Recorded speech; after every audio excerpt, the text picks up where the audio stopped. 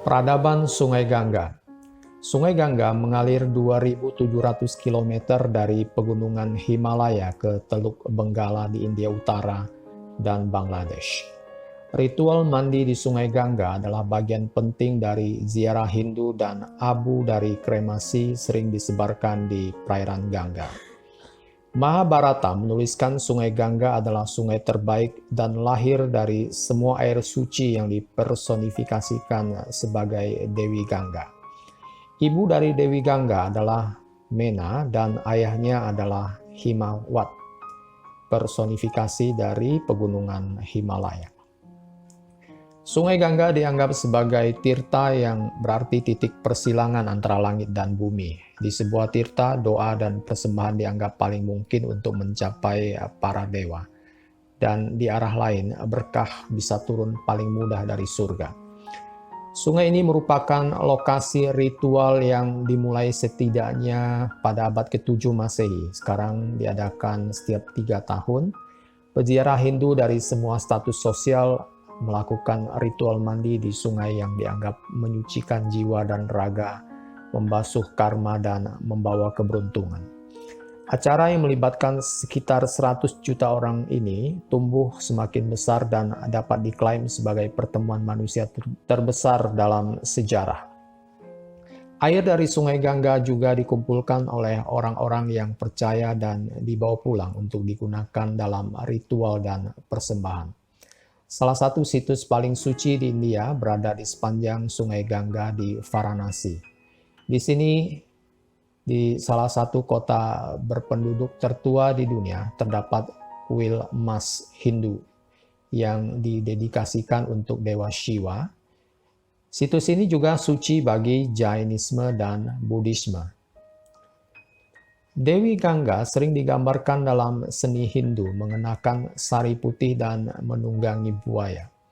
Representasi Gangga yang terkenal berasal dari ambang batu pasir, sebuah kuil di Beshnagar. Sang Dewi berdiri di atas makara. Makara adalah campuran mitologis buaya dan gajah yang melambangkan sifat air sebagai pemberi kehidupan. Turunnya Dewi Gangga yang dibantu oleh Shiva dapat dilihat pada relief granit abad ke-7 Masehi di kuil gua di Mamalapuram dekat Madras. Periode setelah kemunduran peradaban lembah Indus kita kenal sebagai periode Weda yang ditandai dengan gaya hidup rohani dan kepatuhan pada teks-teks religius yang dikenal sebagai Kitab Weda. Masyarakat dibagi dalam 4 kasta yaitu Brahmana yang terdiri atas pendeta dan cendekiawan, Ksatria yaitu para pejuang, tentara, Waisya petani dan pedagang, dan Sudra para buruh. Kasta terendah adalah Dalit yang tak tersentuh, yang menangani daging dan limbah.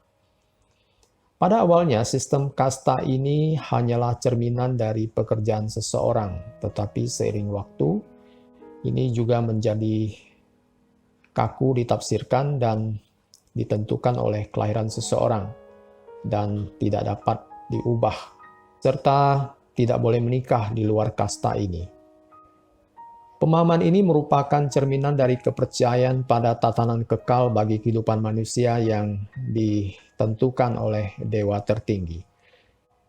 Sementara kepercayaan agama yang menjadi ciri periode Weda dianggap jauh lebih tua, pada saat itulah mereka menjadi sistematis sebagai agama Sanatan Dharma atau Ordo Abadi, yang sekarang dikenal sebagai Hindu, yang diambil dari nama Sungai Indus. Prinsip yang mendasari Sanatan Dharma adalah bahwa ada keteraturan dan tujuan bagi alam semesta dan kehidupan manusia. Dengan menerima keteraturan ini dan hidup sesuai dengannya, maka seseorang akan mengalami kehidupan sebagaimana yang dimaksudkan untuk dijalani dengan benar. Sementara Sanatan Dharma dianggap oleh banyak agama politeistik, sebenarnya bersifat monoteistik karena menyatakan ada satu Tuhan, yaitu Brahman. Karena kebesaran Brahman, maka tidak dapat dipahami sepenuhnya kecuali melalui banyak aspek yang terungkap sebagai dewa-dewa berbeda dari jajaran Hindu. Selama periode Weda, pemerintah menjadi terpusat dan adat istiadat sosial terintegrasi sepenuhnya ke dalam kehidupan sehari-hari di seluruh wilayah. Selain Weda, Purana, Mahabharata, Bhagavad Gita, dan Ramayana semuanya berasal dari periode ini.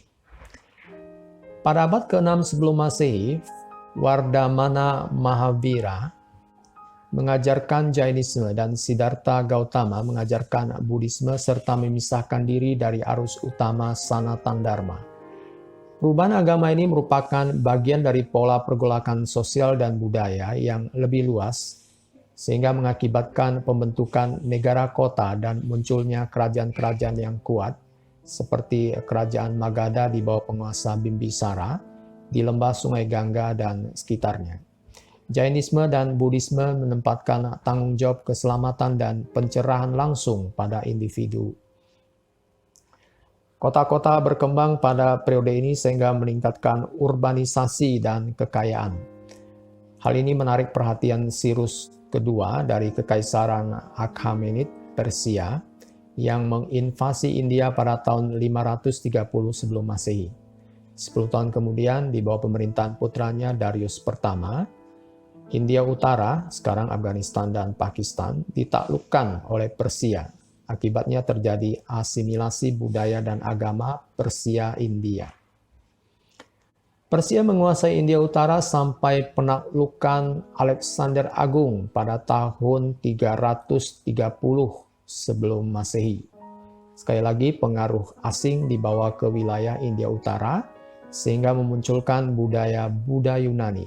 Setelah kepergian Alexander dari India, Kekaisaran Maurya berdiri di bawah pemerintahan Chandragupta Maurya yang menguasai hampir seluruh India Utara. Putra Chandragupta bernama Bindusara memperluas kekaisaran hampir di seluruh India. Putra Bindusara, yaitu Ashoka, mengembangkan kekaisaran dengan pesat. 8 tahun dalam masa pemerintahan awal, Ashoka menaklukkan kota negara bagian timur Kalinga yang mengakibatkan korban tewas berjumlah lebih dari 100.000 orang. Terkejut dengan kehancuran dan kematian, Ashoka memeluk ajaran Buddha. Dia mendirikan banyak biara, memberi derma kepada komunitas Buddha, serta mendirikan 84.000 stupa di seluruh negeri untuk menghormati Buddha.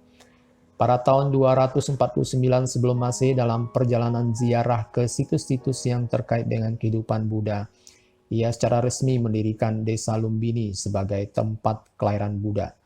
Sebelum pemerintahan Ashoka, Buddhisme adalah sekte kecil yang berjuang untuk mendapatkan pengikut. Setelah Ashoka mengirim misionaris ke luar negeri dengan membawa visi Buddha, sekte kecil ini mulai tumbuh menjadi agama besar seperti sekarang ini. Kekaisaran Maurya menurun dan jatuh setelah kematian Ashoka dan negara itu terpecah menjadi banyak kerajaan dan kekaisaran kecil. Pada era ini terjadi peningkatan perdagangan dengan Romawi dan menjadi masa perkembangan individu dan budaya di berbagai kerajaan yang dianggap sebagai zaman keemasan India di bawah pemerintahan Kekaisaran Gupta. Kekaisaran Gupta diperkirakan didirikan oleh seorang Sri Gupta yang berasal dari kelas Vaishya. Kenaikan kekuasaannya ini bertentangan dengan sistem kasta dan belum pernah terjadi sebelumnya. Dia meletakkan dasar bagi pemerintah yang stabil di India, sehingga hampir setiap aspek budaya mencapai puncaknya di bawah pemerintahan Gupta.